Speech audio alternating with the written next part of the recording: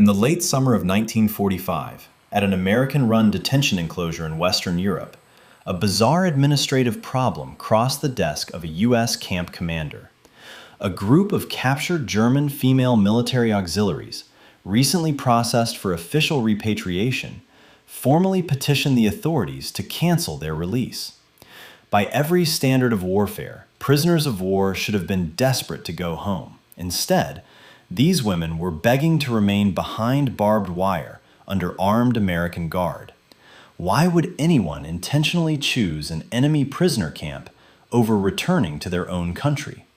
Over the decades, this strange administrative anomaly evolved into a lingering post-war legend. The story often told is that these captured German women found American captivity so utopian, so remarkably civilized, that they outright refused to return to the fatherland.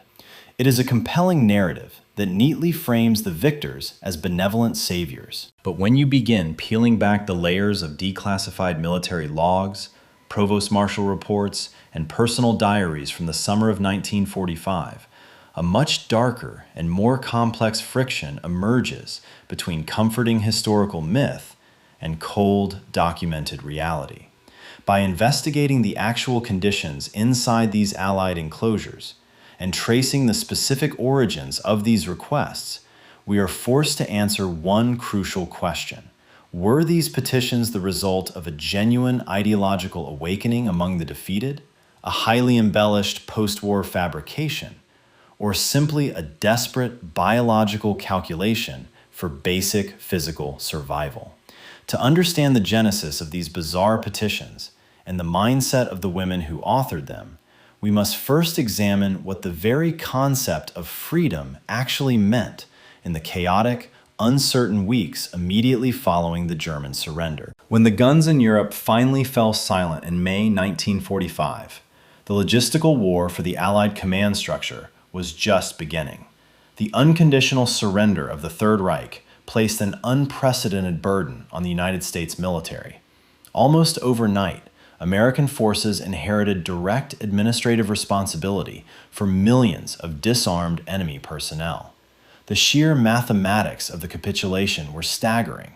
Quartermasters, military police, and provost marshals, who had spent the last 3 years calculating how to systematically dismantle the German army, were suddenly tasked with housing, feeding, and processing its remnants. Amidst this vast sea of defeated infantrymen, panzer crews, and Luftwaffe ground personnel were tens of thousands of women.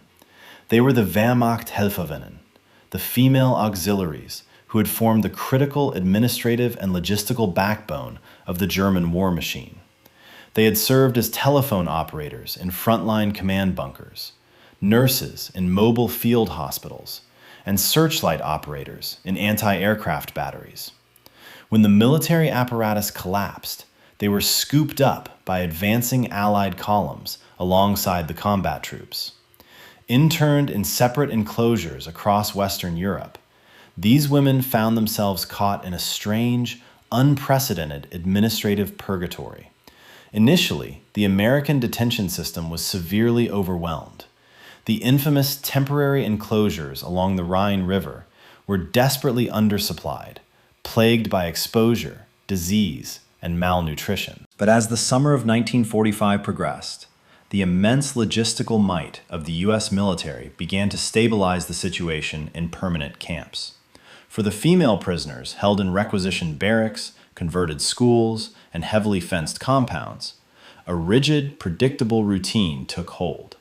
The environment inside the American wire was undoubtedly restrictive, but it was highly structured. There were daily headcounts, strict sanitation protocols, and, most importantly, a reliable distribution of calories. The U.S. Army supplied basic rations, canned goods, powdered eggs, and bread. It was a monotonous, heavily regimented existence under the constant watch of armed guards. Yet it offered an undeniable, sterile safety. To understand the psychological weight of that safety, one must look at what lay just beyond the concertina wire. The Allied strategic bombing campaign and the brutal, grinding ground war had systematically erased the German industrial and civilian landscape. This was Stunde Null, Hour Zero. The very concept of home no longer existed in any practical sense. Cities like Cologne, Hamburg, and Frankfurt were vast, unrecognizable oceans of pulverized masonry and twisted steel. There was no functioning central government, no reliable police force, no public transportation, and no running water. Typhus and diphtheria outbreaks were rampant in the rubble, and the black market became the only functioning economy. Outside the American camps, the civilian population was plunging into a severe caloric deficit. Millions of displaced persons, liberated forced laborers, and destitute refugees were roaming the countryside, competing for non-existent resources. It was a lethal, lawless chaos. Women in particular were profoundly vulnerable in this collapsed society. The total breakdown of civil order meant that violence, exploitation, and retribution were daily realities on the shattered streets. Compounding the physical devastation was a pervasive, paralyzing, psychological terror regarding the East. As the borders of the Allied occupation zones were finalized, the geopolitical map of Germany was being violently redrawn. Millions of Germans had fled westward in the final months of the war to escape the advancing Red Army, bringing with them horrific, widely circulated accounts of mass reprisals and unchecked violence. For the female prisoners held by the Americans, the prospect of being released into a zone controlled by Soviet forces, or even having to transit through one to reach their former hometowns, was a fate to be avoided at absolutely any cost. This created a stark, localized paradox that defied all traditional logic of war. In the history of armed conflict, a military prison camp is traditionally a place of deprivation and suffering, a cage to escape from. But in the late summer of 1945, the American military enclosures represented the only remaining pockets of institutional stability in a dead, ruined nation. Inside the wire, the women were a recognized administrative category, protected by international conventions and fed by the most robust military supply chain on the planet. Outside the wire was an apocalyptic wasteland where survival depended entirely on ruthless scavenging. By August, the supreme headquarters of the Allied Expeditionary Force was eager to alleviate its massive logistical burden. Directives were issued to begin the rapid demobilization and discharge of non-combatant prisoners, prioritizing the thousands of female auxiliaries. American camp commanders and processing officers began typing up the release papers, coordinating truck convoys, and arranging transport to the camp gates. From the perspective of the U.S. military, they were executing a long-awaited act of mercy, processing these women out of captivity and returning them to freedom. The American authorities fundamentally assumed that the prisoners would be overjoyed to hear their names called on the discharge manifests, completely underestimating the logistical terror that was beginning to ripple through the barracks as the actual mechanics of release were set in motion. The reality of demobilization hit the camp bulletin boards in late August 1945. Typewritten discharge manifests, formally stamped by the Provost Marshal's office, appeared on the wooden posts outside the processing tents. The American guards and administrative clerks expected cheers, or at least the frantic, relieved packing of meager belongings. What they witnessed instead was an immediate, palpable wave of panic.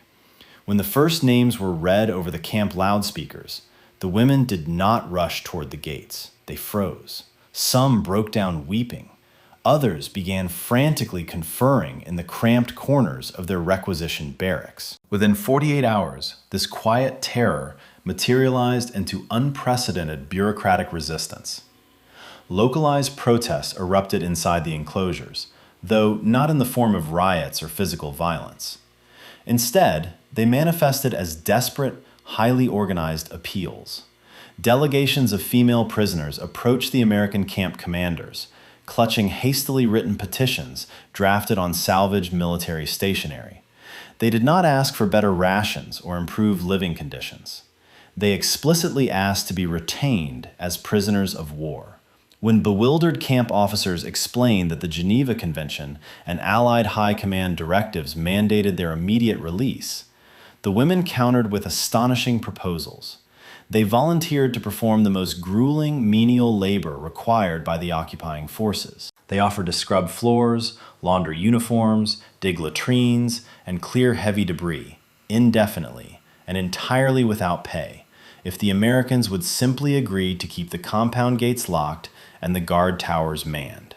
For the young American GIs and their commanding officers, this reaction completely fractured the expected narrative of victory.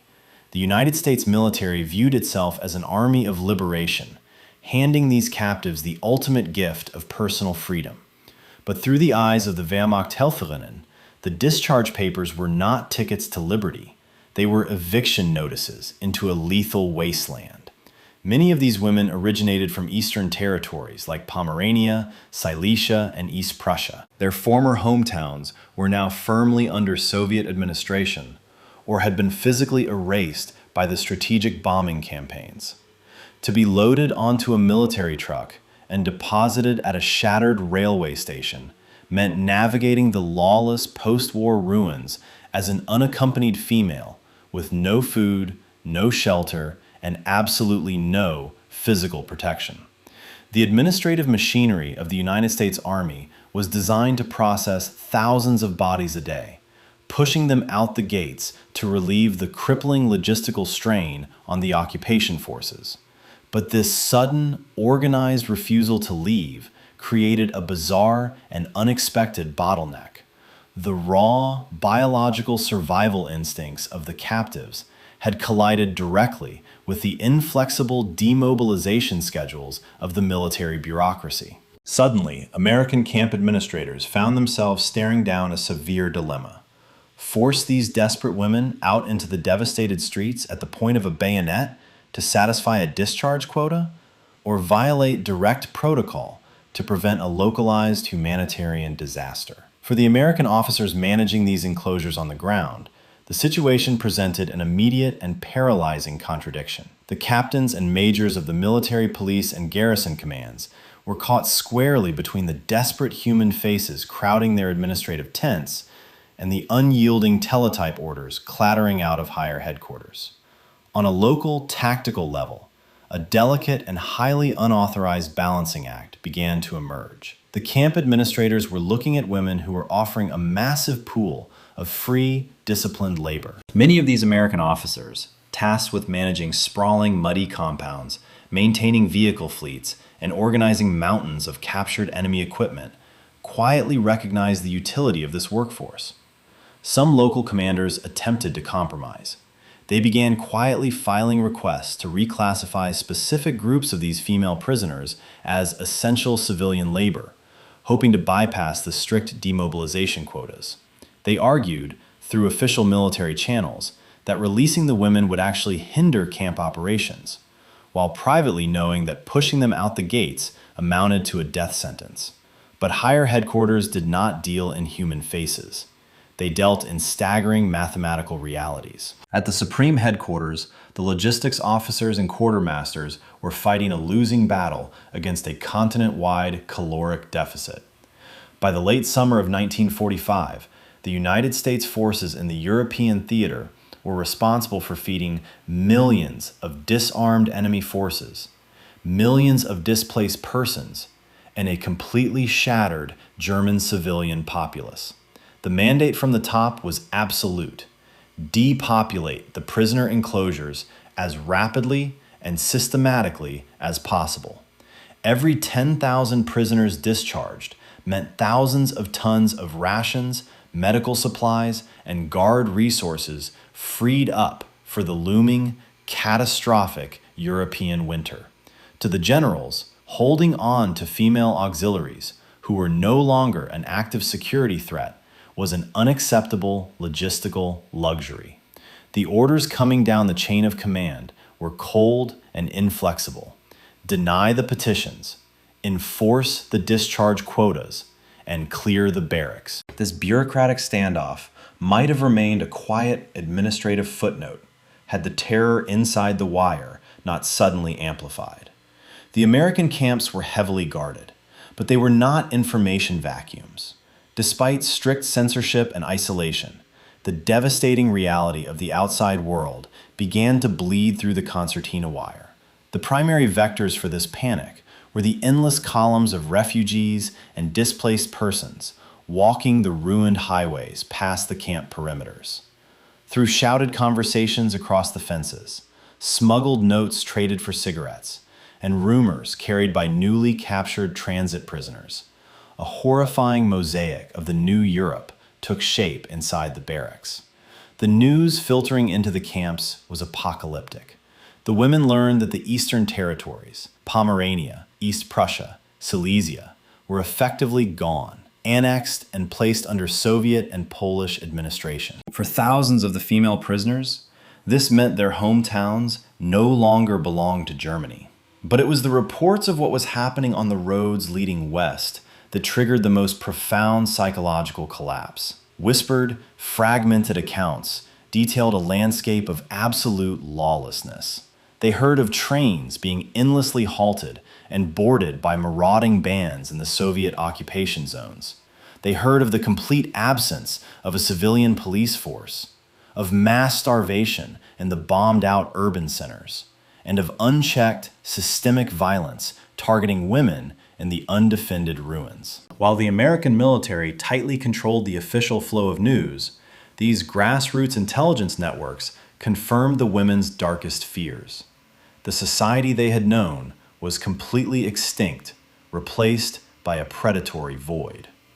As these rumors crystallized into accepted facts within the barracks, the localized panic escalated into a frantic, organized bureaucratic insurgency. The volume of formal and informal requests to stay skyrocketed. Women who had previously hesitated, clinging to the hope that their families might still be intact, now desperately sought out American clerks. They salvaged carbon paper, requisitioned official forms, and meticulously typed out collective petitions. The language in these documents shifted from polite requests to urgent biological pleas. They did not ask for political asylum, they asked for survival. They detailed their origins, proving that they had no homes to return to, no male relatives left alive to protect them, and no means of securing food in the civilian zones.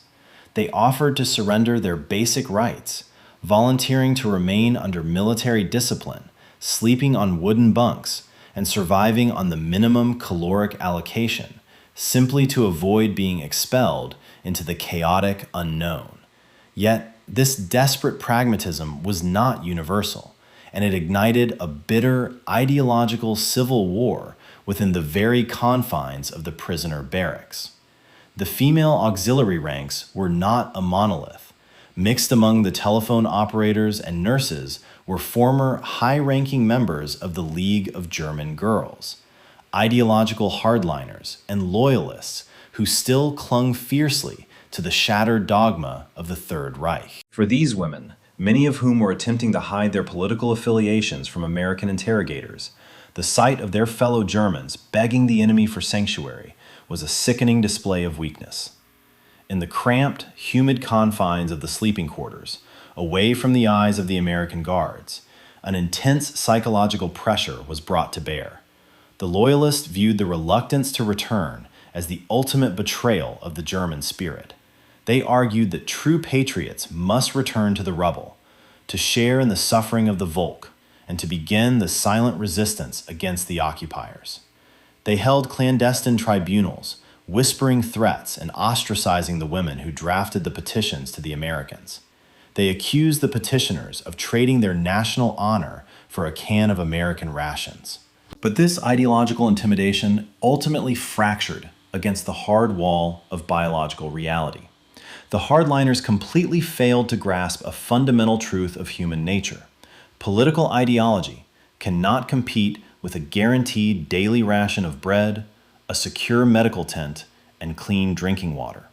For a young woman facing the prospect of starvation and assault in the ruins of a bombed-out city, the abstract concepts of national pride and ideological purity had lost all currency. The 12 years of relentless state propaganda simply evaporated in the face of sheer, paralyzing terror. The petitions continued to multiply, directly defying both the American military directives and the internal policing of the Nazi loyalists. Despite the escalating volume and desperation of these pleas, the American command structure remained fundamentally unmoved. To understand why the United States military refused to bend, one must view the situation through the strict, unyielding lens of occupation policy. In the late summer of 1945, the guiding directive for the American military government in Germany was JCS 1067. This document explicitly outlined a policy of strict non-fraternization and punitive detachment. The German people were to be treated as a defeated enemy nation, not as a liberated populace. When the petitions from the female enclosures reached the desks of senior provost marshals and regional commanders, they were evaluated strictly through this legal and logistical framework. To the generals, these women were not political refugees seeking democratic asylum. They were an administrative category designated as disarmed enemy forces or prisoners of war. The American military was a fighting force, not a global welfare agency. Approving these petitions would establish a catastrophic precedent. If the military allowed tens of thousands of female auxiliaries to remain in the camps simply because the civilian economy had collapsed, what was to stop hundreds of thousands of male prisoners from demanding the same sanctuary? The entire logic of the demobilization program would collapse, trapping the United States Army in the role of perpetual caretaker for a massive captive population. Furthermore, the strict non-fraternization protocols made the prolonged retention of female prisoners a massive disciplinary liability. The military police were already struggling to enforce the bans on interaction between American GIs and the German civilian population. Keeping thousands of women indefinitely housed inside military enclosures, interacting daily with the garrison troops, was a disciplinary nightmare waiting to happen. The decision from the top was final, stripped of all sentimentality. The logistical math dictated that the camps must be emptied, and the legal framework dictated that the United States owed these women nothing beyond the basic requirements of their immediate processing. The petitions were systematically stamped, denied, and filed away into the deep archives of the occupation government. Yet, it was precisely in the friction of this moment, between the desperate pleas of the captives and the rigid bureaucracy of the captors, that a powerful and enduring historical legend began to take root. The true nature of these petitions was highly transactional. It was a cold, calculated bid for physical survival in a ruined world. But that is not the story that survived in the popular imagination. As the American guards, administrative clerks, and processing officers watched these women weeping at the prospect of release, begging to stay under the American flag, a profound misinterpretation occurred. Many of the young GIs, thousands of miles from home, and conditioned by their own wartime propaganda, fundamentally misunderstood the terror they were witnessing. To an 18-year-old guard from Ohio or a logistics clerk from Pennsylvania, the sight of a defeated enemy begging to remain in American custody looked less like a biological survival mechanism and more like a profound moral victory. It was remarkably easy and deeply comforting to interpret this desperation as an ideological awakening. The narrative quickly formed that the German women had experienced the inherent decency, the civilized structure, and the democratic fairness of the United States military, and had simply fallen in love with their benevolent captors. In the letters sent home by soldiers, in the reports filed by civilian observers, and eventually in the memoirs published decades later, the sharp, terrifying edges of this episode were smoothed away. The frantic, terrified pleas for a safe place to sleep and a guaranteed calorie count were subtly rewritten into a sweeping, romanticized narrative of captives recognizing the moral superiority of the American way of life. This myth of the benevolent captor and the grateful prisoner did not just emerge by accident. It served a distinct, highly valuable political purpose. As the geopolitical landscape of the late 1940s rapidly shifted, the former German enemy had to be aggressively rebranded into a crucial Cold War ally against the Soviet Union. The idea that even the captured female apparatus of the Wehrmacht had immediately recognized the inherent goodness of the American system was a perfect, sanitized parable for the new era. It allowed both the American public and the newly formed West German state to bypass the ugly, transactional, and often brutal realities of the immediate post-war collapse. The legend of the women who refused to leave the camps became a comforting bridge between enemies, a story that validated the occupation and painted the conquerors as saviors. For decades, this romanticized version of events went largely unchallenged, floating in the realm of popular post-war mythology. It was not until modern historians and researchers finally gained access to the declassified camp logs, the internal provost marshal communications, and the unredacted diaries of the period that the true, harrowing context was resurrected. The documents revealed a story devoid of romance. They revealed a chaotic, terrifying administrative bottleneck where human desperation collided with military efficiency. But most importantly, the declassified files forced a reckoning with how easily the primal terror of a defeated people can be repackaged into a comforting legend by the victors. When modern historians finally cracked open the declassified provost marshal files from the late summer of 1945, they encountered a paper trail that completely dismantled the comforting post-war legend. The internal camp memos, typed on fading military carbon paper, reveal no evidence of a profound ideological awakening among the captive Wehrmachthelferinnen. The women were not drafting petitions because they had suddenly fallen in love with American democratic ideals, nor were they seduced by an imaginary utopian resort. In fact, the declassified inspection reports paint a bleak picture of the permanent enclosures. They were overcrowded, disease-prone holding pens, stripped of all privacy and subjected to rigid, unyielding military regulations. Yet, compared to the lawless, starving void of a bombed-out continent, even a heavily guarded cage offered the undeniable currency of biological survival. This pragmatic reality crashed directly into the cold, logistical indifference of the United States military administration. To the War Department in Washington, the concept of maintaining tens of thousands of disarmed enemy auxiliaries indefinitely was politically and financially toxic. Orders rattling down the teletype machines were absolute. Suppress the petitions, ignore the appeals, and enforce the discharge quotas immediately.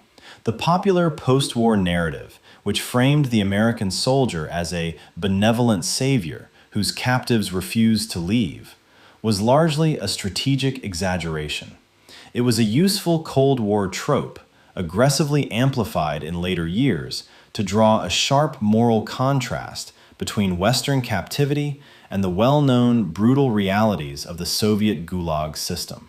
Stripped of this romantic mythology, the historical record exposes a much harsher truth.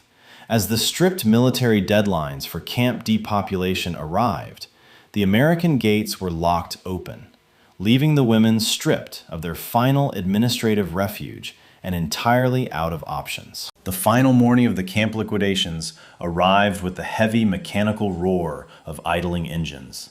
In late August and early September, convoys of American 2.5-ton utility trucks formed long, olive-drab lines outside the main enclosures. For weeks, the internal pressure within the barracks had been building toward a promised explosion, a moment where the desperate petitions and the agonizing fear of the outside world would surely culminate in a chaotic, physical standoff against the guards. The military police, anticipating riots or mass hysteria, had been issued strict orders to enforce the discharge quotas by any means necessary, reinforcing the gates with extra personnel. But when the final roll calls echoed across the gravel compounds, the anticipated rebellion simply evaporated. There were no dramatic ideological speeches of defiance. There were no desperate charges against the wire, and no violent clashes with the young American sentries tasked with clearing the holding pens. Instead, the tension broke into a chilling, absolute silence. The women, carrying whatever meager possessions they had managed to salvage, folded military blankets, battered rucksacks, and issued rations, stepped out of the barracks and formed orderly, compliant lines. They submitted to the final administrative processing with the numb, mechanical discipline of a populace that had spent 12 years conditioned to obey uniforms and clipboards. One by one, names were crossed off the provost marshal manifests. The prisoners were directed past the checkpoints and ordered to climb into the open beds of the waiting transport trucks. As they stood at the threshold of the camp gates, the visual contrast of their reality was stark and unforgiving. Behind them lay the vast, meticulously organized machinery of the United States military, stacked pallets of standardized supplies, idling motor pools, and a guarantee of physical security. Ahead of them lay a landscape stripped of all order, a smoldering, lawless ruin where the basic infrastructure of civilization had been bombed back into the 19th century. In that silent compliance, a devastating realization settled over the departing columns. Their petitions had failed. The American administration was completely indifferent to their terror. Now, their continued existence depended entirely on their ability to navigate the brutal, predatory wreckage of the very regime they had once served. As the truck tailgates slammed shut and the convoys began to roll forward, carrying thousands of women away from the wire and out onto the shattered highways, the scene offered no cinematic heroism. This quiet, deeply reluctant procession out of the camp gates leaves us with a profound, terrifying understanding of what total, uncompromising defeat actually looks like. The story of the German women who begged to remain behind American barbed wire is neither the heroic Cold War legend of a democratic awakening, nor is it a complete historical fabrication. It stands instead as a grim, undeniable testament to the devastating calculus of total war. When the strategic bombing stopped and the artillery fell silent, the abstract concepts that had driven millions into the meat grinder, patriotism, ideological purity, national allegiance, instantly evaporated. In their place remained only the raw, desperate instinct for biological survival. This strange administrative anomaly from the summer of 1945 forces us to confront an uncomfortable reality about the fragility of modern infrastructure. When an entire society collapses under the weight of its own industrialized ruin, when cities are reduced to pulverized masonry and civil order is completely erased, the philosophical differences between captor and captive cease to matter. The only metric of civilization that retains any currency is the logistical capability to provide a daily ration, clean water, and physical security. The female auxiliaries who drafted those frantic petitions were not experiencing a moral epiphany about the virtues of their conquerors. They were simply looking out at a shattered, lawless void and doing the terrifying math of self-preservation. The abstract devotion to the fatherland had been utterly defeated by the physical reality of impending starvation and absolute vulnerability. Ultimately, the bizarre requests that crossed the desks of those American camp commanders distill the catastrophic end of the Second World War into one defining realization. The episode strips away the comforting post-war mythology of benevolent victors and grateful prisoners, leaving only the chilling truth of Hour Zero. In the immediate aftermath of total annihilation, the human instinct will always choose the structured safety of a well-supplied cage over the lethal freedom of a starving wasteland. In the ashes of 1945, the ultimate defeat of the Third Reich was perfectly crystallized, not by a signed surrender document or a silenced battlefield, but by a single, bitter paradox. It was the exact moment when thousands of its citizens, standing at the open gates of an American military enclosure, looked out at the pulverized remnants of their empire and realized a horrifying truth. To survive the peace their leaders had forged, an armed enemy's prison was infinitely safer than their own homeland.